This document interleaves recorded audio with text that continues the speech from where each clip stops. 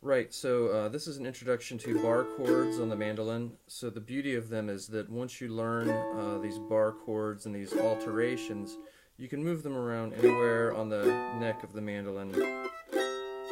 So,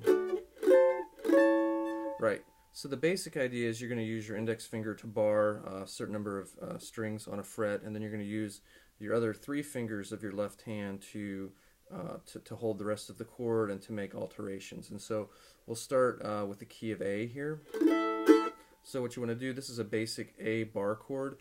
You're playing the top two strings with this finger, so it's barred there. And then these two fingers are catching 4th fret on the 2nd string and 5th fret on the 1st string. So that's your A. And if you're used to playing an A like this, you can see that these two fingers form that little shape that is now going to be done with these two fingers. And if you're used to doing this, this is going to feel awkward at first, but just stick with it and it'll become just as natural. So, so that's a basic bar A chord. Now if you just take these two fingers and lift them up and put them on the middle two strings, the 3rd and the 2nd string, you really don't change anything here. You have a bar D chord, which if you're used to playing D like this, you see that shape? That's going to be these two fingers now, your pinky and your ring finger. So one of the first exercises you can work on is just changing between these two chords.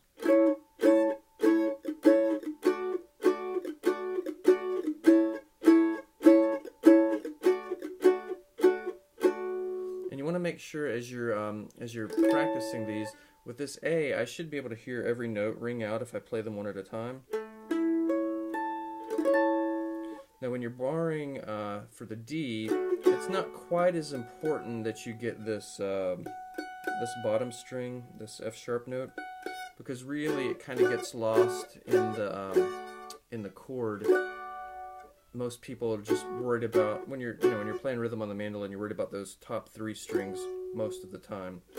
This is one of those cases. So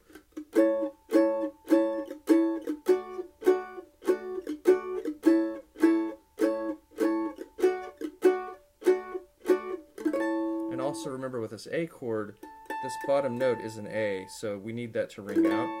When you're playing this chord, this note is the D, and this F sharp down here is not really the main focus of the chord, so it's almost better if it doesn't ring out, and instead the bottom part of your index finger kind of deadens that note, and you don't really hear it when I'm playing the D.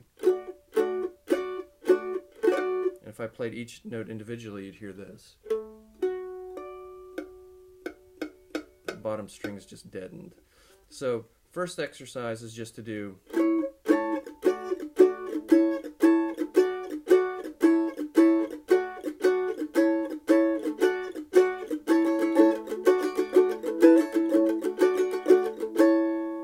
so there's the introduction to bar chords.